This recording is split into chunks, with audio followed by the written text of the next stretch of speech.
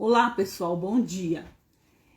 Essas questões da prova do PSS estão havendo bastante discussões, né, sobre a questão 5 e outras questões que estão gerando muitas dúvidas. Eu fui analisar, porque eu peguei a questão na madrugada, né, e fiz uma interpretação. Mas eu fui mais profundamente estudar sobre os artigos direcionados à questão 5. Então, a questão 5, ela nos dá a seguinte leitura, né? Julgue os itens a seguir com base nas disposições do Estatuto da Criança e Adolescente a respeito de maus tratos, reiteração de faltas injustificadas à escola, evasão escolar e elevados níveis de repetência. Daí ele tem 4 alternativas. A primeira é o descumprimento da obrigação de comunicar ao Conselho Tutelar os casos de suspeitas de maus trato de crianças e adolescentes. Verifique. As palavras-chave que eu penso que estão nessa questão é o aspecto de maus tratos. Realmente, se você não comunicar maus tratos, daí aonde que você vai ter essa resposta correta? No artigo 245 do Estatuto. O que diz o artigo 245 do Estatuto? Deixar o médico, o professor ou responsável por estabelecimento de atenção à saúde e de ensino fundamental comunicar à autoridade competente os casos de que tenha conhecimento, envolvendo suspeita ou confirmação de maus tratos. Então, a questão 1 está correta, porque é o caso de maus tratos.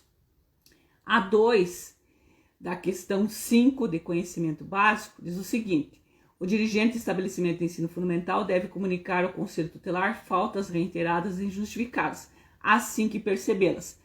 Esse aspecto que está errado. Nós devemos comunicar, sim, esgotado todos os aspectos de busca desse aluno. Se você foi buscar esse aluno e não conseguiu que ele voltasse à escola, daí que você comunica. Então, a questão 2 está errada no aspecto que diz assim: você deve identificar que ele faltou e já comunicar. Não, se comunica depois de esgotado todos os recursos escolares. Que você já fez, já tentou, já chamou o aluno, chamou o pai, fez outras atividades, fez de tudo para que ele retornasse. Ele não retornou, daí que você comunica. Então, a questão 2 está errada nisso. A 3, que segundo o gabarito, diz que o que está correto, estão certos apenas os itens 1 e 3, que é a letra B. A 3 diz o seguinte: a não comunicação ao Conselho Tutelar de elevados níveis de repetência de estudantes de uma escola de ensino fundamental não enseja sanção. Daí a gente começa a verificar, né? O Estatuto diz da obrigatoriedade de comunicar ao Conselho Tutelar, sim, mas realmente a sanção é para os aspectos de maus tratos e não de elevados níveis de repetência.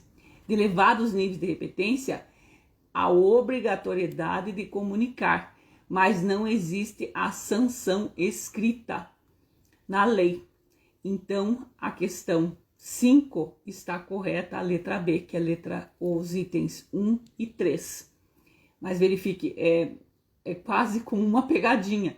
Porque o que acontece? Você observa da obrigatoriedade de comunicar, mas e se você não comunicar, o que acontece? Então, a lei não diz nada. Como a lei não diz nada, né, é isso que pegou a questão. Ela diz os aspectos de maus tratos. Então, para responder essa questão, a gente vai nos 2 artigos. No artigo 56 do Estatuto, que fala dos aspectos dirigentes e estabelecimento de ensino comunicarão ao Conselho Tutelar esses casos. E pega no artigo dos casos de maus tratos, reiteração de faltas e elevados níveis de repetência. Então, você tem essa obrigatoriedade de comunicar, certo? Mas os aspectos do artigo 245, que fala das sanções, ele diz que vai ter pena de multa de 3 a 20 salários se você não comunicar à autoridade competente os casos do seu conhecimento envolvendo suspeita ou confirmação de maus tratos. Então, para maus tratos, você tem a sanção, segundo o artigo 245 do Estatuto. Agora, para elevados níveis de repetência, que é obrigatório você comunicar, elevados níveis de repetência, os aspectos de evasão escolar e maus tratos, você deve comunicar. É obrigatório você comunicar, mas a sanção realmente só existe para maus tratos se você não comunicar, né? É uma questão que acaba tendo uma interpretação difícil e muitas pessoas erraram, né? Então eu fiz o possível para estudar, analisar e dar uma resposta correta para que vocês pudessem realmente reivindicar.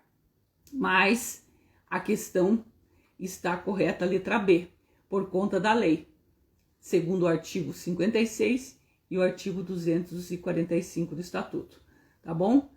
Vamos analisando, estudando para que a gente possa realmente responder, né, de uma forma correta.